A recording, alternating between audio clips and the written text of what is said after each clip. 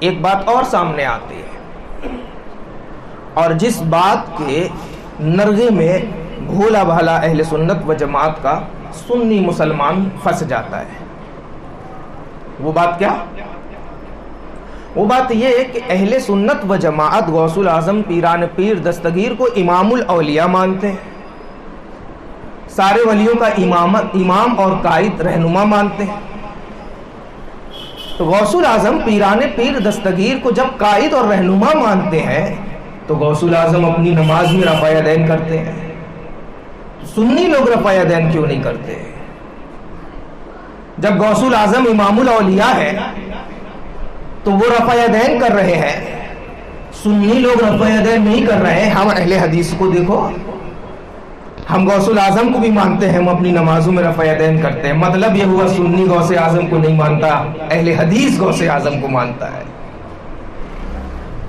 اور سیدھا سادھا جو ہمارا مسلمان ہوتا ہے، صحیح بات ہے، سچ بول رہا ہے، صحیح تو ہے، اتنے بڑے ولی ہیں، وہ بھلا غلط کر سکتے ہیں، کہا سچ بول رہا ہے۔ اتنی توفیق نہیں ہوتی، کسی پڑھے لکھے آدمی سے پوچھ لیں، کسی سے سمجھ لیں، کسی سے مشورہ کر لیں، توفیق نہیں ہوتی۔ ہمارے بزرگوں نے بتایا، غوث الاعظم دستگیر پیران پیر رضی اللہ تبارک و تعالی عنہ رفع یدین کرتے ہیں۔ کیوں کرتے ہیں؟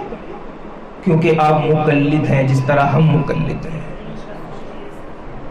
ہم امام اعظم کے مقلد ہیں، ہاتھ باندھ کر کے نماز پڑھتے ہیں، وہ امام احمد بن حنبل کے مقلد ہیں، رفع یدین کر کے نماز پڑھتے ہیں۔ تم کو کیوں اعتراض ہے بھائی؟ تم بھی کسی کے مقلد بن جاؤ، جس طرح چاہو نماز پڑھو۔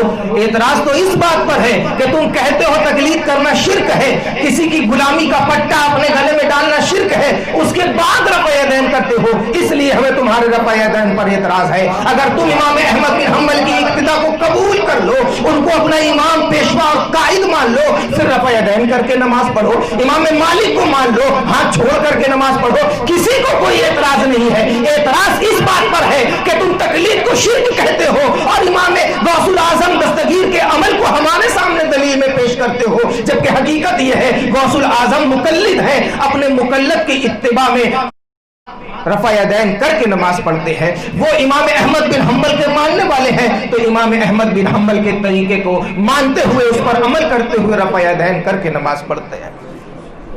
اور پھر ساتھ ہی ساتھ آپ غوث الاعظم بول کیوں رہے ہو؟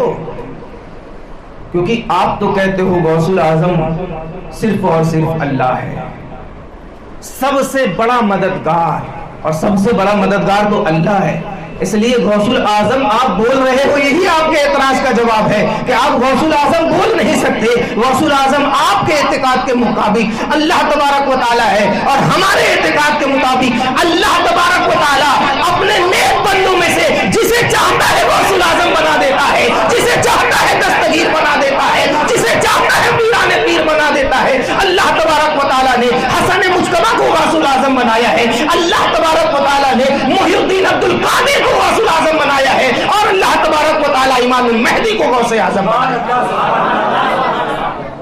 اور پھر تیسری بات،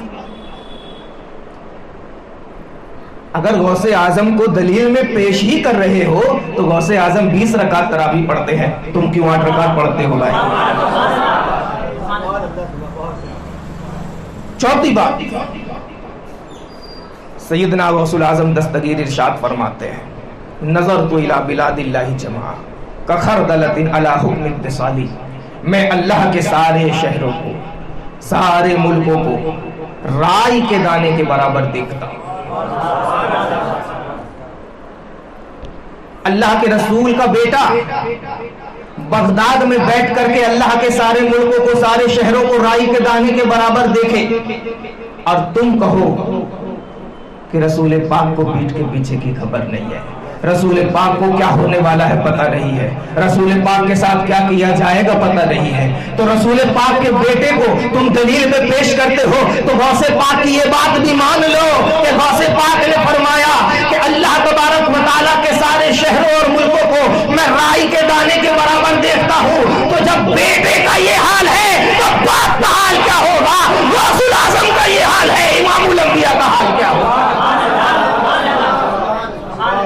طرح سے سینکڑوں باتیں آئیں گی.